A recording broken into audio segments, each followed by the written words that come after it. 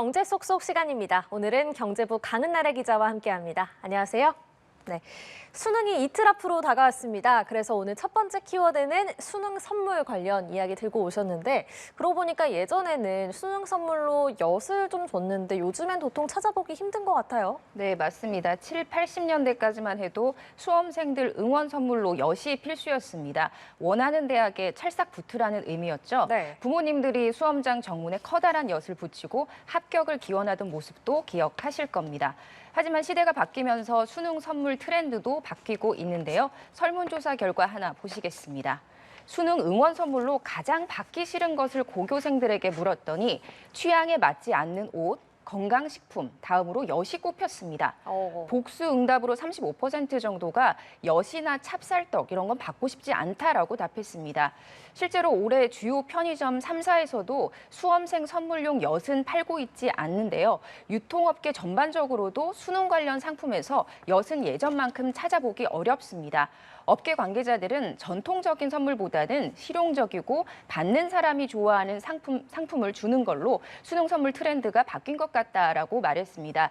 실제로 수능 선물로 가장 받고 싶은 걸 조사해 보니까 현금과 외식, 초콜릿 등 순으로 선호도가 높았습니다. 엿 대신에 쿠키나 마카롱 같은 과자류를 수능 기획 상품으로 내놓는 업체들이 다수입니다. 네, 옛날에는 대학에 찰싹 붙어라 이런 의미로 엿이나 찹쌀떡을 선물을 했다면 요즘에는 당 충전해라 이런 의미로 좀 달달한 간식을 많이 주는 것 같습니다.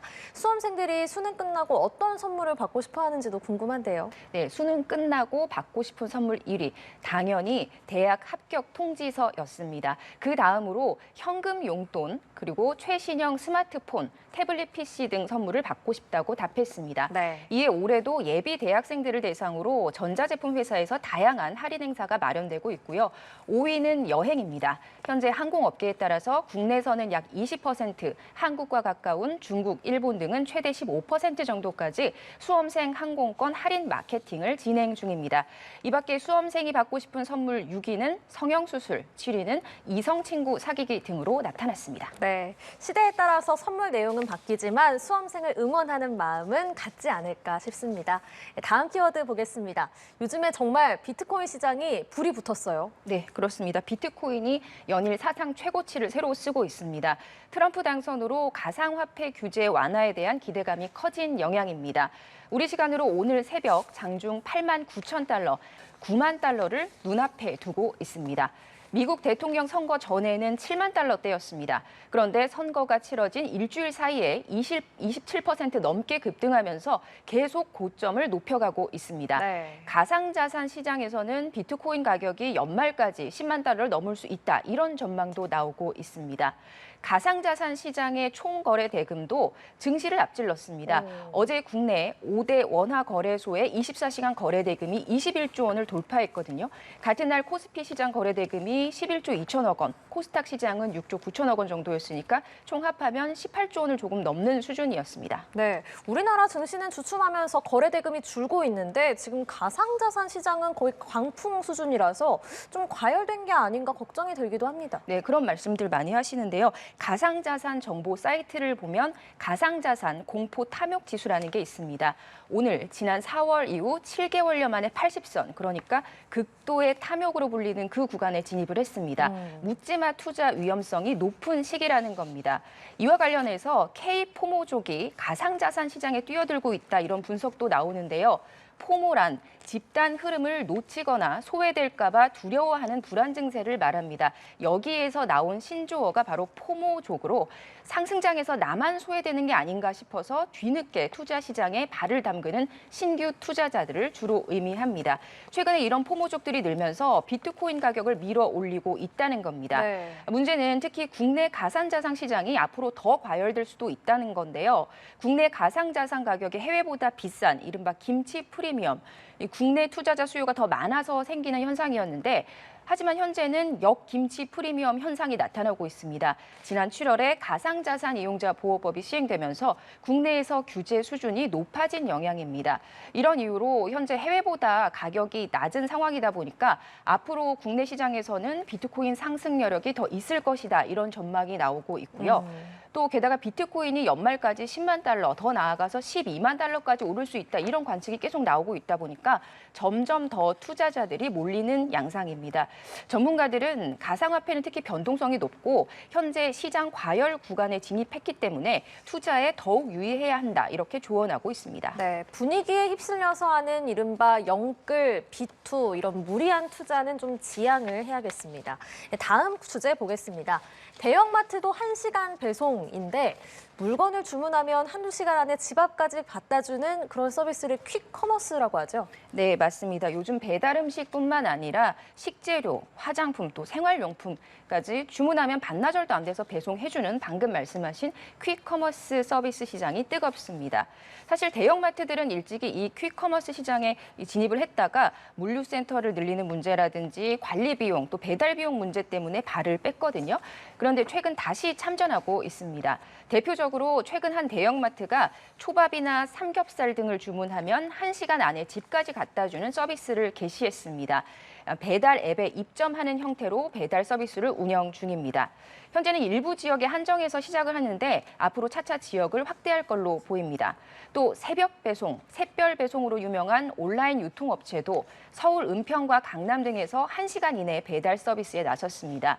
이렇게 퀵커머스 시장 경쟁이 점점 치열해지자 기존에 있던 업체들도 서비스를 강화하고 나섰습니다. 이 동네 기업형 슈퍼마켓들은 요즘 소포장 식품 배달도 적극적으로 나서고 있고요. 또 장보기 서비스를 운영하는 배달앱 업체는 수도권 지역에서 제공하던 24시간 장보기 서비스를 전국으로 확대하기도 했습니다. 편의점들도 이런 퀵커머스 운영 점포를 공격적으로 확장하고 있는 추세입니다. 사실 국내 퀵커머스 시장 규모는 2020년에는 3,500억 원가량에 불과했습니다. 그런데 급성장하면서 2021년에 1조 2천억 원으로 크게 성장을 했고 이런 추세라면 오는 2025년 내년에는 5조 원가량으로 시장이 확대될 것으로 업계는 예측하고 있습니다. 네, 코로나19 유행 당시에 재택근무를 많이 하면서 이런 퀵커머스 시장이 커졌는데 그래서 코로나가 끝나면은 이 퀵커머스 시장도 좀 줄어들지 않을까 이런 예상을 했었거든요. 오히려 더 늘어나는 양상이에요. 네, 그렇습니다. 유통업체에서는 배송비를 좀 내더라도 시간을 절약하고 또 편리함을 추구하는 소비자들의 경향이 크게 자리 잡았다 이렇게 보고 있습니다. 사실 이런 퀵커머스 시장 확장은 비단 우리나라만의 얘기는 아닙니다. 세계적으로 퀵커머스 시장이 6년 새 7배 성장한 것으로 추산됩니다. 미국의 대형마트죠. 월마트는 처방받은 약을 30분 내에 배송해주는 서비스를 내년에 49개 주에서 제공한다고 합니다. 또 세계 최대의 온라인 상거래 업체 아마존은 드론을 이용해서 의약품을 1시간 내에 배송해주는 서비스 도입을 추진하고 있습니다. 또 인도에서는 1시간 이내가 아니라 10분 이내에 배달해주는 서비스가 시작돼서 인기를 끌고 있다고 합니다. 네. 사실 퀵커머스 시장이 이미 좀 레드오션이다 이런 평가도 많이 있는데요. 빨리 배송하는 데 한계도 있을 뿐더러 그 상품도 한계가 있기 때문인데 퀵커머스 시장에 진출한 업체들이 현재 상품을 좀 더 다양화하거나 고객 맞춤형 서비스를 제공하면서 차별화에 나서려고 노력하는 이유이기도 합니다. 네, 올해 많이 언급이 됐었던 분초 사회, 그러니까 분초를 다투면서 시간을 효율적으로 쓰려는 그런 트렌드가 이런 소비에도 반영된 게 아닌가 싶습니다. 네, 마지막 주제 보겠습니다. 키와 몸무게가 나왔는데 이런 얘기 좀 민감한데요. 네, 178cm에 80kg 이 정도면 네. 일반적으로 뚱뚱하다고 볼 수 있을까요? 글쎄요, 뚱뚱하다고 보긴 좀 어렵지 않을까 싶은데요. 네, 그런데 현재 우리나라 기준으로는 이 정도가 비만에 속합니다. 네, 최근에 이 기준을 조정해야 하는 게 아니냐 이런 이야기가 나오고 있는데요. 비만 진단 기준은 체질량 지수 BMI로 따집니다. BMI는 몸무게를 신장의 제곱으로 나눈 값이고요. 이게 25를 넘으면 한국에서는 비만으로 분류를 합니다. 30이 넘으면 비만 2단계, 35 이상이면 비만 3단계입니다. 그런데 지금 그래픽으로 보시는 것처럼 세계보건기구 WHO 기준은 좀 다릅니다. 우리나라 비만 1단계가 WHO 기준으로는 비만 전 단계고요. 네. 우리나라 비만 2단계는 WHO 기준으로 비만 1단계입니다. 다른 나라와도 좀 비교를 해보겠습니다. 일본은요, 지난 2014년부터 남성은 BMI 27.7 이상일 때, 여성은 26.1 이상일 때 비만으로 간주를 합니다. 중국은 28 이상을 비만으로 보고요. 미국은 더 기준이 높아서 30 이상은 돼야 비만이라고 판단합니다. 이렇게 나라마다 비만 기준의 차이가 나는 건 각국이 질병 발생 가능성 또 사망 위험 등을 고려해서 자체적으로 이 기준을 정하기 때문입니다.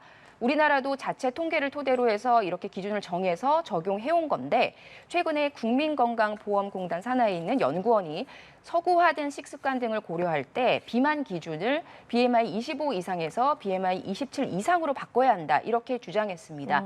성인 800만 명의 빅데이터를 21년간 추적 관찰한 연구 결과입니다. 네, 그러니까 과거에 대체로 아시아인은 체중이 좀 적게 나가더라도 당뇨병 같은 망선 질환에 걸릴 위험이 좀 높으니까 비만 기준을 낮게 책정을 했다가 지금은 식습관이나 생활 양식이 달라졌으니 네. 비만 기준을 높여야 한다 이런 얘기로 이해하면 되겠습니까? 네, 맞습니다. 연구원이 제시한 걸 토대로 기준이 바뀔 경우에 우리나라 비만 인구는 크게 줄게 되는데요.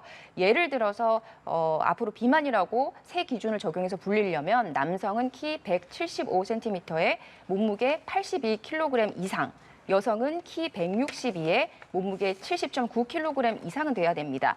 지금보다 남성은 6kg 정도, 여성은 5kg 정도 몸무게가 더 나가야 비만으로 분류가 되는 겁니다. 네. 지난 2022년 통계를 기준으로 계산을 해보면 우리나라 국민 가운데 비만 인구가 1,600만 명에서 840만 명으로 새 기준에서는 절반으로 줄어들게 됩니다. 다만 일부 전문가들은요, 비만 기준을 완화하게 되면 건강에 대한 경각심이 좀 느슨해질 수 있다 이런 우려도 내놓고 있습니다. 네, 그렇군요. 오늘도 흥미로운 경제 얘기 잘 들었습니다. 지금까지 경제부 강은나래 기자와 함께했습니다. 고맙습니다.